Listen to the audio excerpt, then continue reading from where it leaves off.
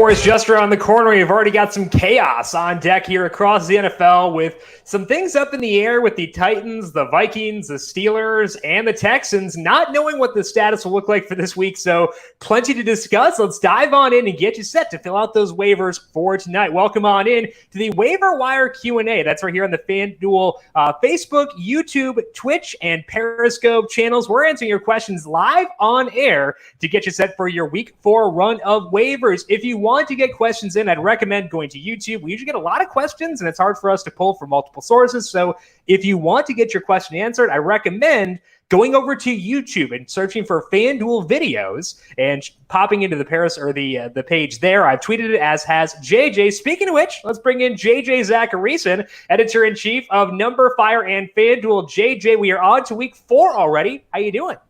I'm good. I feel like when you bring me into the show, I should do the Collinsworth slide in. They can't do it this year. That's like, so there are a lot of weird things that stink about, like, a literal pandemic.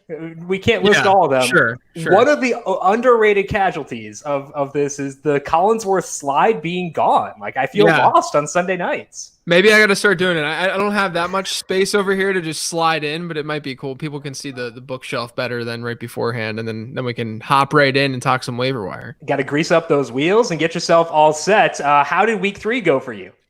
Wasn't horrible, I guess. It was okay. I think that what was most important is that this show kind of nailed the Mike Davis call because that was the guy that we were most interested in. Also nailed the Giants thing because that was a mess. That's right. Yeah. So I think that's what's most important. I'm going to focus strictly on what we do on this show so the people who are watching and listening right now know that we're not giving out crappy advice. Hopefully, at least. We'll at least try our hardest. Make sure you're subscribed to the FanDuel YouTube, Twitch, Periscope, and Facebook pages to get notifications as we go live each day. We had this one at 3:30 on Tuesdays. We also have a snake draft Q&A, 3:30 on Fridays. That's with myself, JJ, and Brandon Gadula as well. We also have a lot of our podcasts recorded live here on YouTube, so plenty of incentive to make sure you are subscribed. Let's dive on into the questions now, starting off with Daniel Dioria. 2 questions for JJ. He said, you've said to hold James Robinson, but the person with Kenyon Drake is losing confidence in him. Do I offer James Robinson and Mike Evans for Kenyon Drake and Deontay Johnson? Obviously, Kenyon Drake hasn't gotten off to the fastest start this year, but I think there's still a lot of room for growth, and that schedule for Arizona is still pretty intriguing. So what are you seeing here? I mean, is it weird that I would probably take the James Robinson, Mike Evans side right now? I think it's because of Mike Evans more so than James Robinson. Yeah, probably. I think that the James Robinson, Kenyon Drake thing is somewhat of a wash at this point, just because Kenyon Drake's not seeing enough looks through the air. That's my biggest concern, is that Chase Edmonds is still involved, whereas James Robinson doesn't have that problem right now. I will say, and I talked about this on my podcast, which you guys can find the Late Round Podcast anywhere podcasts can be found. But I talked about this on my podcast this week. James Robinson was a hold because I think a lot of people are looking at him saying, "Oh, this is just an undrafted free agent, rookie. Why would I be trusting this guy week in and week out? He's in a probable bad offense moving forward, or at least below average one. What's the reason to hold on to James Robinson and not sell high right now?" And the reason is that the next 3 weeks, they basically face the easiest schedule in the NFL from a running back perspective. So to me, I think Robinson is going to be like a high-end RB2, maybe even a low-end RB1 over the next 3 weeks. Kenyon Drake also has a really nice schedule. But again, I'm just worried about like the touchdown equity there because Kyler Murray's running the ball a lot close to the end zone. And then I'm worried about Chase Edmonds too. So if that's just a wash, and I think that you can even make the argument that James Robinson's the better player right now in season long. But even let's just say that's a wash. You're then looking at a concussed Deontay Johnson versus Mike Evans, who right now Mike Evans is putting up those Jerome Bettis lines where he's catching 2 passes for 2 yards and 2 touchdowns. The Jordan Howard of wide receivers. Yeah, exactly. But yeah, I mean, I think that Evans is still probably the asset that I would want over Deontay, even though I'm very much a Deontay Johnson truther. I think the concussion just sets him apart a little bit right now. So the more applicable thing there is JJ has Kenyon Drake and James Robinson on a similar tier, and that can be applicable for a lot of people as they try to make start-sit question or decisions and things like that. Daniel also said he has a flex that includes tight end. Should he be using guys like Logan Thomas, Jordan Akins, or AlieCox as his tight end too? Or should he go for upside with wide receivers like Bryan Edwards, Van Jefferson, Olamide Zaccheaus, and Miles Boykin to stash for the last bench spot? So you can use the tight end at flex. Does that incentivize you to hold a second tight end when you have a guy like Hayden Hurst, your tight end 1? Or should you use that on wide receivers instead? I think it depends on who you're holding. I mean, if you're starting these guys, you're probably going to get more output from another tight end, honestly, like a Logan Thomas, just because of his peripherals. I know that he hasn't totally produced yet, but you're probably going to get more production from him, or at least reliable production, than what you're going to see from like a Van Jefferson. Now, would I be stashing some of those players? Sure. I think that they're fine to stash. I talked about Zaccheaus. I'm never going to say his name right, by the way. I really tried to just kind of blow over it. Olamide Zaccheaus. Yes. But yeah, I mean, I talked about him on the podcast this week because Russell Gage got concussed as well in that game for Atlanta. And so he's maybe short-term Band-Aid, but I don't think that he's going to get anything long-term. If you need something more long-term, Van Jefferson is kind of intriguing. But yeah, I think that in your case, though, and in this specific league, it's fine to flex 2 tight ends if it's in a deeper format. Yeah, especially if it's guys getting volume, that's totally fine. Joey is asking, is Hakeem Butler worth a speculative ad with the news that just came out? So Hakeem Butler signing with the active roster for the Philadelphia Eagles as a tight end. I guess I didn't know. Like, did he switch to tight end earlier? Because I didn't realize he moved to tight end. Did he officially sign as a tight end? Is that what like he's going to play? The transaction from the Eagles Twitter account said tight end Hakeem Butler. So it sounds like he's a tight end now. I don't think he is a tight end eligible on most sites. Like, that could change. But with him going to Philadelphia, Dallas Goedert going on IR, is there a reason to add Hakeem Butler? Maybe in Dynasty, but not in a redraft league. I'm guessing a lot of people cut bait. When the Cardinals cut him off the active roster, he might be out there. So it's kind of like, why not see what happens? Because if he shows out there, he might not get a role with the Eagles, but that bolster his stock for 2021 at least. Yeah, I mean, he's fun. He's a very, very big man. The biggest red flag with his production profile is that he didn't produce until his final year. But yeah, I mean, I think that he's a fine speculative kind of ad in a dynasty league, but I would not be expecting a whole lot from Butler, especially if he's transitioning to tight end. I mean, maybe it was some sort of type, but the thing is, the way that the way that the Eagles are structured right now, he could play anywhere on offense and it would be logical, right? Just because they're always banged up and they're all over the place. But I mean, I don't think in a season-long league you should be adding Hakeem Butler. For Dynasty, why not? If you got someone you want to cut, go ahead. Joey also asked, what do you think of Allen Robinson's season-long value moving forward with Nick Foles under center? So BDN unleashed in Chicago. What does that do for Allen Robinson? I mean, look, Allen Robinson was a buy for me on last week's Late Round Podcast, 15 Transactions episode, because his air yards profile was there. He was still seeing a lot of targets. I think he's one of 4 players right now with at least a 25% target share in each of the first 3 games. So it's hard to not look at Allen Robinson as probably a high-end wide receiver 2, maybe not to a low-end wide receiver 1 quite yet. But look, the way I kind of viewed the situation for Chicago was that it was likely that Nick Foles was going to be able to match Mitch Trubisky's production. And it's not that likely that Nick Foles is going to be dramatically better than Mitch Trubisky, even though Trubisky was as bad as he was. That was the way that I looked at this situation entering the season. And then Trubisky just didn't play very well at all. And now Nick Foles comes in. He looked at least competent. And he could at least distribute the ball better than Trubisky had been. So yeah, I mean, I think that you should be a little bit more bullish on Allen Robinson than you were, entering last week. But even still, I was high on him to begin with, so it's not really changing that much for me. But yeah, high end wide receiver 2, maybe low end wide receiver 1, just given his talent and the kind of volume that he's seeing. Let's just get Allen Robinson a good quarterback, and we'll see what happens. The question is, does Nick Foles qualify? We shall see in the coming weeks. Joey asks, is Mike Davis just another version of Christian McCaffrey until Christian McCaffrey returns? Mike Davis has 36% of the Panthers' targets the past 5 quarters, which is outrageous. I think he has like 45% of their red zone targets in that time. It's out of 11 total, so it's a small sample, but hey, it's fun. The one difference here is that Mike Davis, about 76% snap rate, whereas McCaffrey would always be at like 115. Yeah. So what's your outlook for Mike Davis going forward? Yeah, I mean, probably an RB2, I would say. The one thing I would say about his numbers this past week, and even in that game against Tampa Bay, where they were it's Tampa Bay, where they were trailing, you're going to see more dump offs in those situations. And then this past week, you're playing the Chargers, and the Chargers have good cornerbacks. So there's not a lot of alternatives to go to in those situations. And the Carolina offense is not utilizing the tight end position at all. So that's thrown out the window. So obviously the next place that Teddy Bridgewater is going to throw to is the running back position,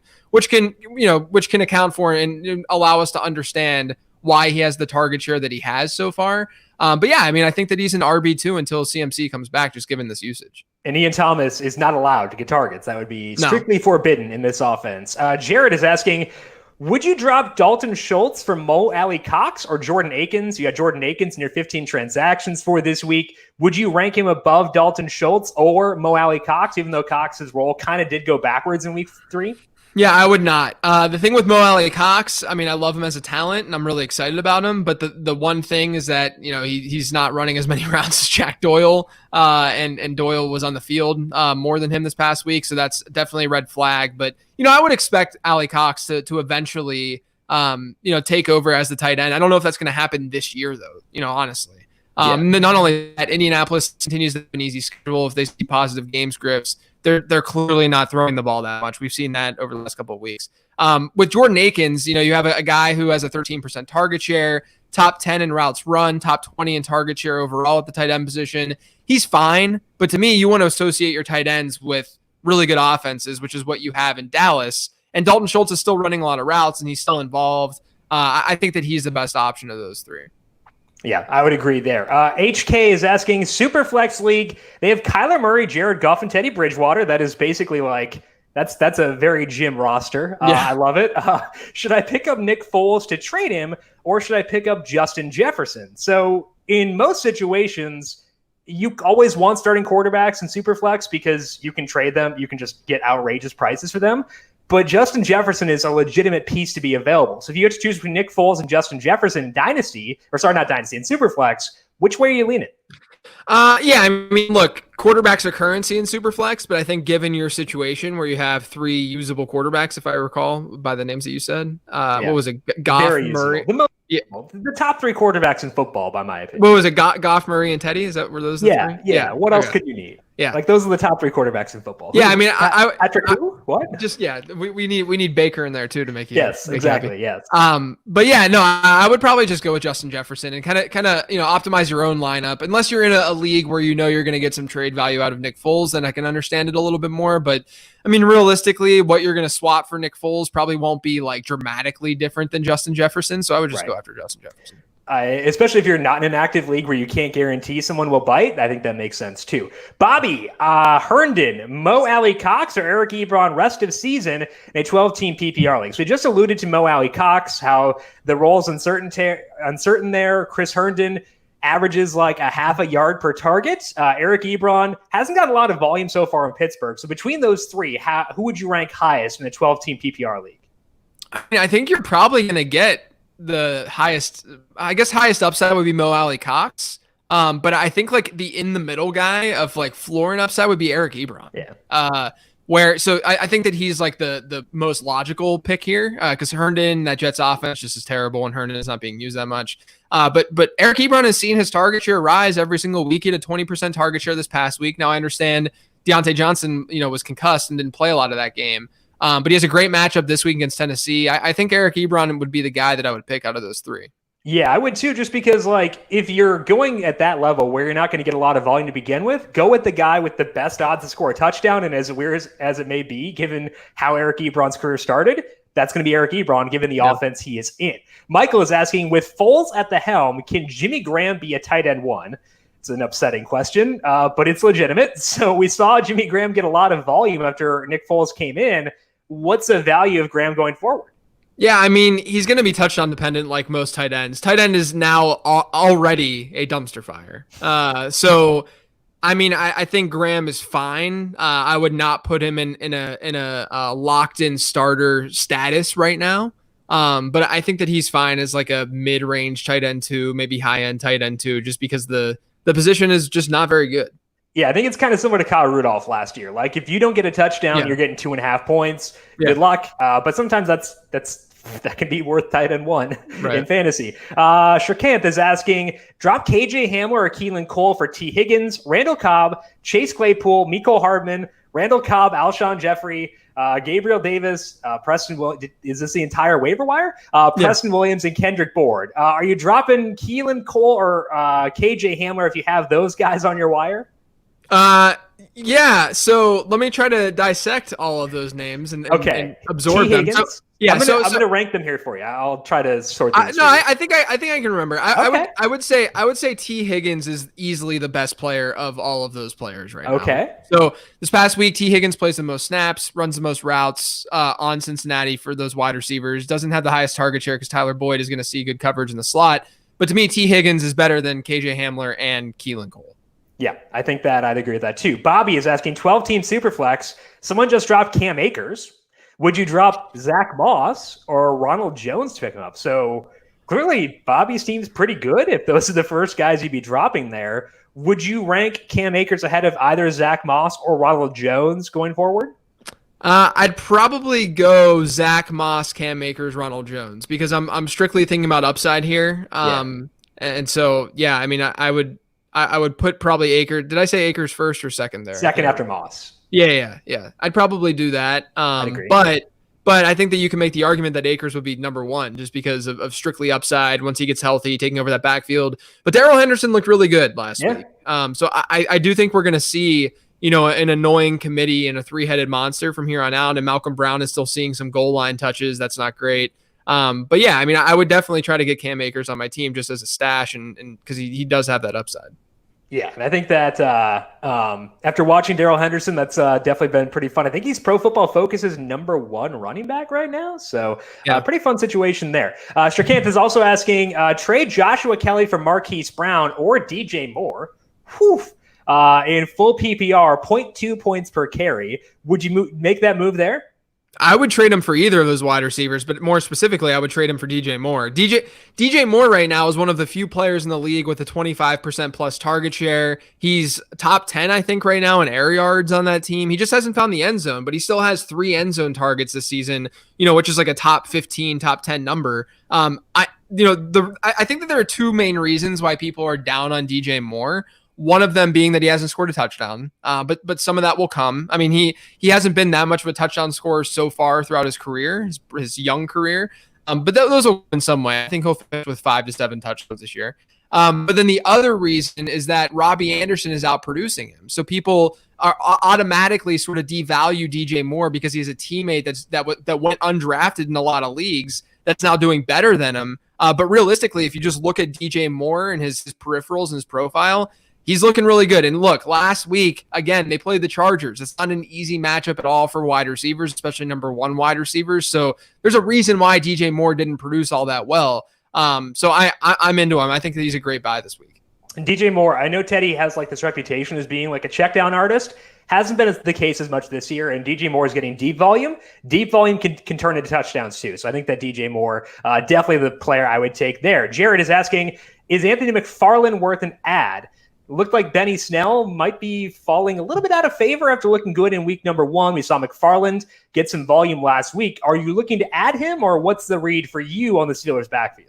No, I mean, I think the Steelers had that rotation a little bit because they didn't have this like ultra positive game script. I mean, they were trailing in the first half, and then into the second half, the defense finally stepped up, and they, that matchup that we saw during the week of that defensive front against the Texans offensive line kind of finally came to fruition.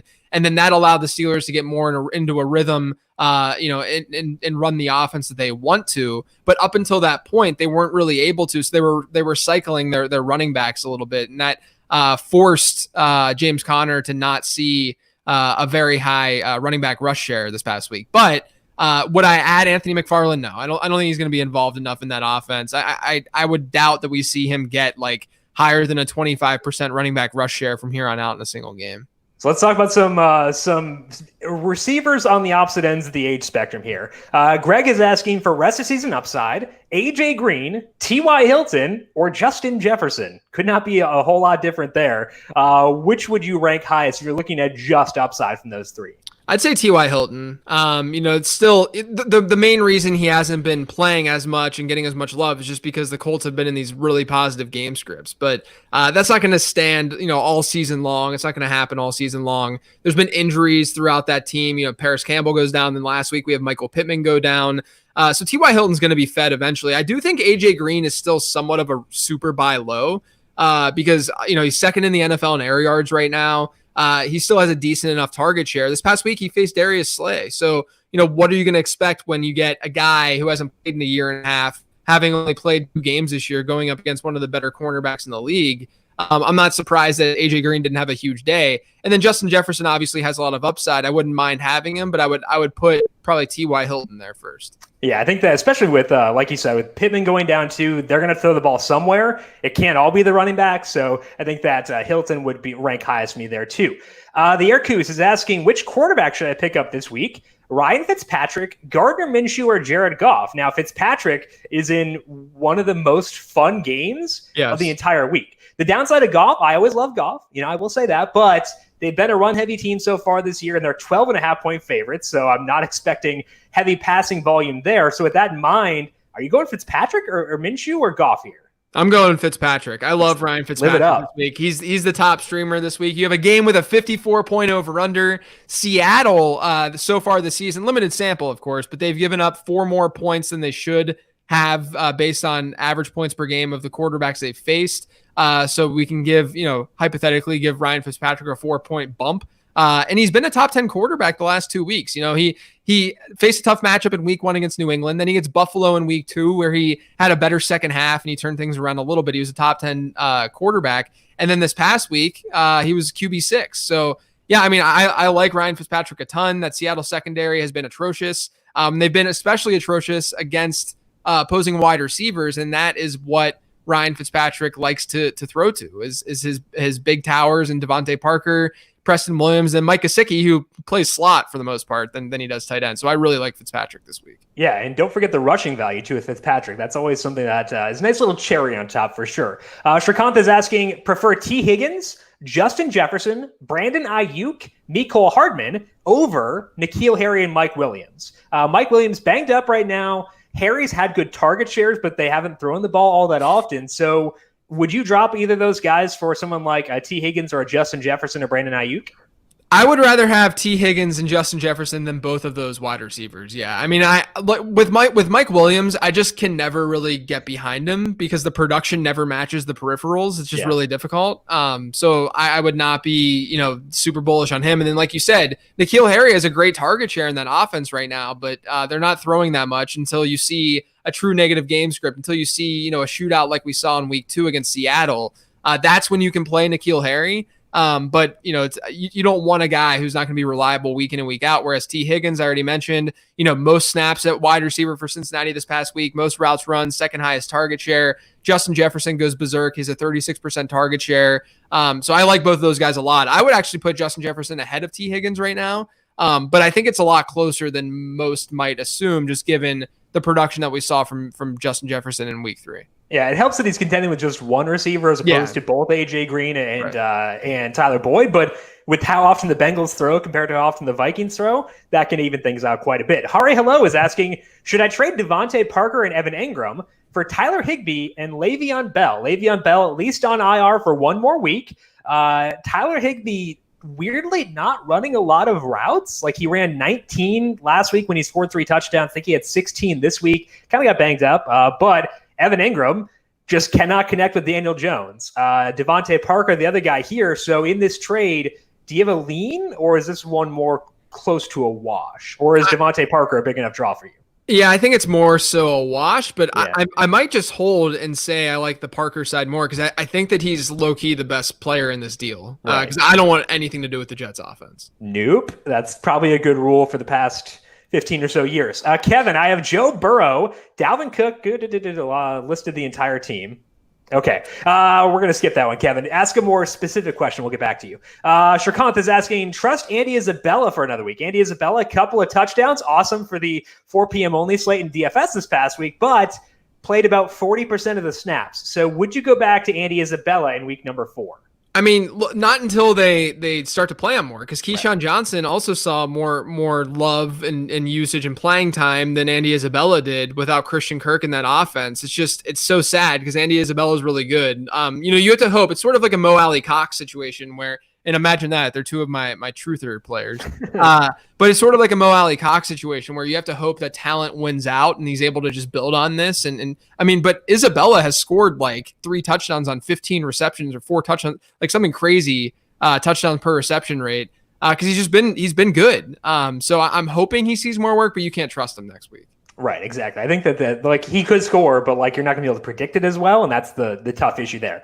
Bradley Sanger is asking, is Anthony Miller worth a pickup now that Nick Foles is the quarterback in Chicago? And I think this is a tough one because Anthony Miller's biggest issue is not Mitchell Trubisky.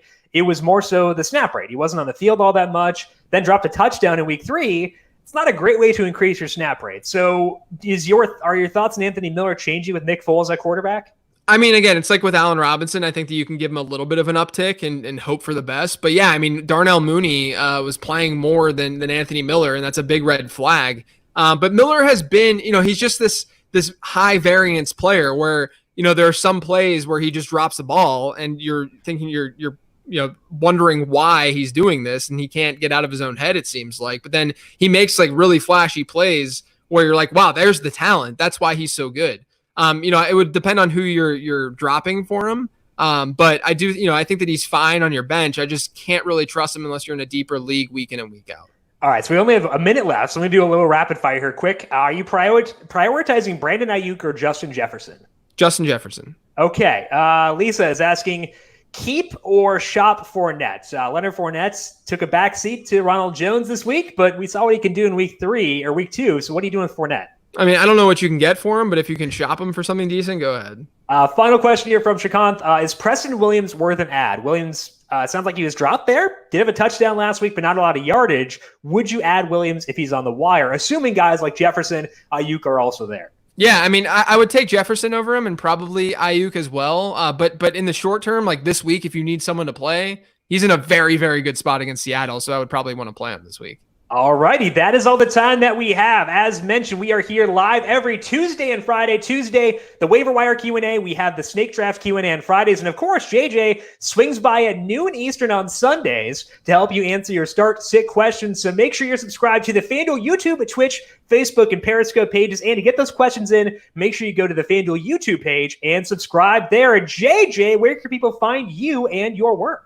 I am on Twitter at Late Round QB, and then my podcast, the Late Round Podcast, which I said earlier, can be found anywhere podcasts can be found. And I am on Twitter at Jim Sannes, JimSannes. We have our daily fantasy podcast posted for recapping NFL week number 3 and looking at the PGA DFS slate for this week. So make sure you check out the numberFire daily fantasy podcast feed for all of that. Big thank you to Calvin Theobald, our video producer, for on the video side of things here today. Thank you, Cal, as always. And thank you to everyone for tuning in. Good luck as you fill out those waivers for today. We'll talk to you again next week right here on the Waiver Wire Q&A.